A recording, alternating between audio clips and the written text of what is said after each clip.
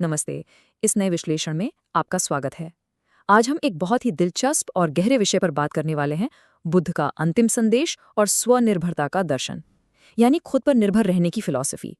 जरा सोचिए, जब कोई बहुत महान विचारक इस दुनिया से विदा लेता है तो वो अपने पीछे क्या छोड़ता है। आज हम यही जानेंगे कि कैसे एक खास विदाई ने हमारे सोचने के तरीके को हमेशा के लिए बदल कर रख दिया। तो चलिए सीधे मुद्दे पर आते हैं। अपने आप से एक सवाल पूछिए, जब कोई बहुत बड़ा दार्शनिक या कोई विश्व स्तर का आध्यात्मिक गुरु अपनी मृत्यु शैया पर होता है, तो वो आमतौर पर अपने अनुयायियों के लिए क्या छोड़कर जाता है? अगर आप इतिहास पलट कर देखें, तो ज्यादातर लोग एक सख्त नियम पुस्तिका, एक उत्तराधिकारी या कुछ कड़े कानून छोड़ जाते हैं ताकि उनकी विरासत बची रहे। लेकिन क्या हो अगर किसी लीडर ने इसके बिल्कुल उलट काम किया हो, कुछ ऐसा जिसकी किसी ने सपने में भी उम्मीद ना की हो? इस बात को गहराई से समझने के लिए हमें 2000 साल से भी थोड़ा और पीछे जाना होगा। कल्पना कीजिए, बुद्ध अब 80 वर्ष के हो चुके हैं और वो अच्छी तरह जानते हैं कि उनका अंत अब करीब है। दशकों तक लगातार यात्राएं करने, शिक्षा देने और एक इतना विशाल समुदाय खड़ा करने के बाद अब उनका समय पूरा हो रहा है। जाहिर सी बात है, उनके जो सबसे करीबी साथी हैं वो गहरी चिंता में डूबे हुए हैं। उन्हें डर सता रहा है कि अपने सबसे बड़े मार्गदर्शक के बिना वो आने वाले कल का सामना कैसे करेंगे। और इस डर, इस घबराहट को बुद्ध के चचेरे भाई और उनके सबसे करीबी साथी आनंद ने बड़ी ही बेताबी से उनके सामने रखा। जैसे जैसे अंत करीब आ रहा था, आनंद ने उनसे लगभग विनती करते हुए कहा कि जाने से पहले हमें भविष्य के लिए एकदम स्पष्ट निर्देश दे दीजिए। देखा जाए तो आनंद की यह हताश पुकार हम इंसानों की एक बहुत ही आम फितरत है। हम सभी को कोई ना कोई तारणहार चाहिए होता है ना? हम चाहते हैं कि कोई हमें पक्के नियम बता दे ताकि हमें खुद फैसले लेने के उस भारी भरकम बोझ का सामना ना करना पड़े। लेकिन बुद्ध का जो जवाब था वो बिल्कुल ही अलग था। उन्होंने एक पारंपरिक पैगंबर की भूमिका निभाने से साफ इनकार कर दिया। उन्होंने आनंद और बाकी सभी अनुयायियों से सीधे सीधे कह दिया कि उनका कोई भी अंतिम और पूर्ण सिद्धांत थोपने का बिल्कुल कोई इरादा नहीं है। वो ऐसा कुछ नहीं कहने वाले थे कि देखो, मैंने जो कह दिया वही अनंत काल के लिए परम सत्य है और तुम्हें इससे कभी नहीं भटकना चाहिए। उन्होंने उस रास्ते को पूरी तरह से खारिज कर दिया, कोई सेट रूल बुक। ये बात हमें बौद्ध दर्शन के एक बहुत ही अहम कॉन्सेप्ट की ओर ले जाती है, जिसे कहते हैं अव्याकृत। आपको जानकर हैरानी होगी कि बुद्ध के पूरे जीवन में लगभग 10 से 14 ऐसे बेहद गहरे और मौलिक दार्शनिक सवाल थे जिनका उन्होंने जानबूझकर कभी कोई जवाब नहीं दिया। मसलन, जब उनसे पूछा गया कि क्या ब्रह्मांड शाश्वत है या मृत्यु के बाद एक प्रबुद्ध व्यक्ति का क्या होता है, तो वो बस चुप रहे। आप सोचेंगे क्यों? क्योंकि इन परम सत्यों को हमारी साधारण भाषा और ग्रामर के सांचे में फिट किया ही नहीं जा सकता। उन्होंने ब्रह्मांड की इतनी बड़ी सच्चाइयों को हमारे अधूरे शब्दों में बांधने के बजाय मौन रहना ही सही समझा। अब अगर आप इस बात की तुलना पारंपरिक धार्मिक कट्टरपंथ से करें, तो आपको एक जमीन आसमान का फर्क दिखेगा। एक तरफ वो परंपराएं हैं जो आपको बने बनाए जवाब, अंतिम किताबें और निर्विवाद उत्तराधिकारी देती हैं, जहां अगर संस्थापक ने कुछ बोल दिया तो किसी और के कुछ भी कहने की गुंजाइश ही खत्म हो जाती है। और दूसरी तरफ है बुद्ध का ये जानबूझकर अपनाया गया मौन। उन्होंने दुनिया के सबसे बुनियादी सवालों को खुला छोड़ दिया और सबसे बड़ी बात, अपनी जगह किसी एक इंसान को अगला लीडर नियुक्त करने से भी साफ मना कर दिया। किसी नए लीडर या नई नियम पुस्तिका की जगह उन्होंने एक ऐसा अद्भुत निर्देश दिया जो आज भी गूंजता है, अप्पदीपो भव, जिसका सीधा सा अर्थ है अपना दीपक स्वयं बनो।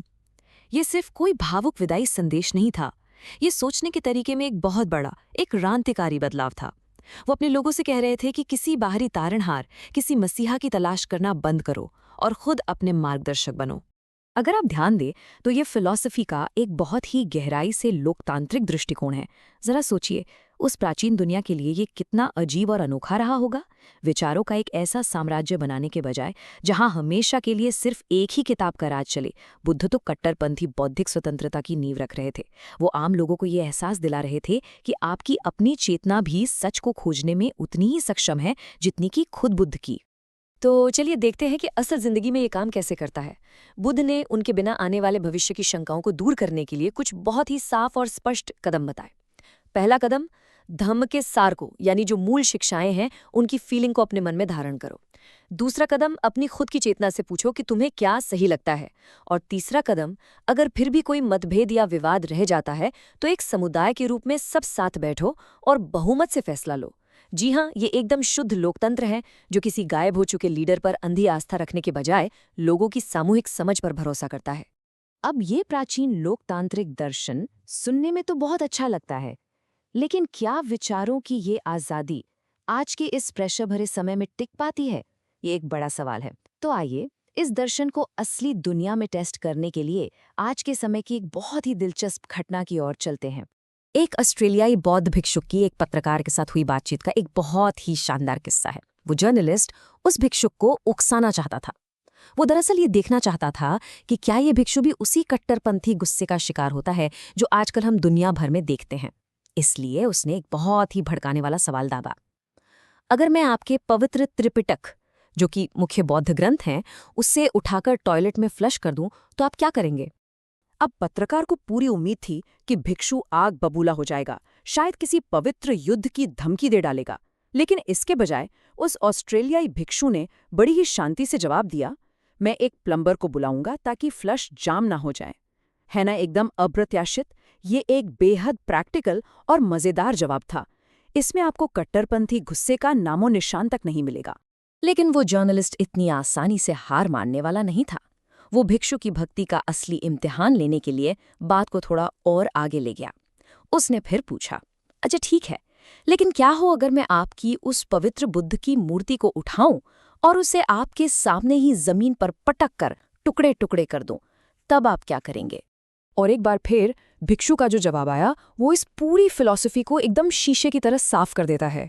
उसने कहा, मैं एक झाड़ू लाऊंगा और फर्श को साफ कर दूंगा ताकि उन टूटे हुए टुकड़ों से किसी को चोट न लगे। उसने बहुत ही सरलता से समझाया कि भाई, एक मूर्ति को तोड़ने से बुद्ध नष्ट नहीं हो जाते और किसी किताब को फ्लश कर देने से उस किताब की छपाई बंद नहीं हो जाती। ये भौतिक मूर्तियों और प्रतीकों से पूरी तरह डिटैच होने का, विरक्त होने का एक अद्भुत उदाहरण है। और यही बात हमें इस पूरी चर्चा के सबसे अहम सबक तक ले आती है। धम्म यानी अंतिम सत्य या मूल शिक्षा एक सार है, एक एसेंस है। ये कोई भौतिक या फिजिकल वस्तु नहीं है जिसे आप छू सकें। उस भिक्षु को एक बहुत बड़ी सच्चाई का एहसास था।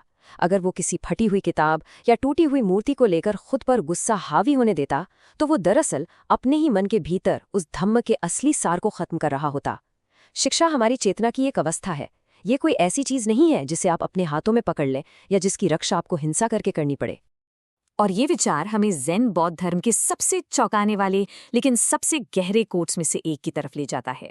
यदि तुम सड़क पर बुद्ध से मिलो तो उन्हें मार डालो, या यूं कहें, यदि तुम बुद्ध बनना चाहते हो तो बुद्ध को मार डालो। अब जाहिर सी बात है, इसका मतलब किसी को शारीरिक रूप से नुकसान पहुंचाना बिल्कुल नहीं है। ये सिर्फ एक मेटाफोर है, एक रूपक है। ये बहुत ही खूबसूरती से बताता है कि सच्ची भक्ति का असली मतलब है पूर्ण बौद्धिक स्वतंत्रता। आपको अपने ही दिमाग में बसी बुद्ध की उस मूर्ति को तोड़ना होगा ताकि आप केवल एक आकृति की अंधी पूजा में न फंस जाएं। क्योंकि आखिरकार अंतिम लक्ष्य तो यही है, केवल बुद्ध का अनुसरण मत करो, स्वयं बुद्ध बनो। आपको असल में किसी किताब, किसी मूर्ति या किसी प्राचीन पैगंबर की जरूरत ही नहीं है। जब आप अपनी खुद की चेतना पर भरोसा करना और उसे जगाना सीख लेते हैं, उस 80 साल के महान दार्शनिक का पूरी मानवता के लिए वही सबसे अंतिम और सबसे महान उपहार था, सत्य को स्वयं अपने दम पर खोजने की स्वतंत्रता। तो जाते जाते मैं आपको सोचने के लिए एक बहुत ही गहरा सवाल देकर जाना चाहता हूँ। अपनी खुद की जिंदगी को देखिए, उन मान्यताओं को देखिए जिन्हें आप रोज मानते हैं।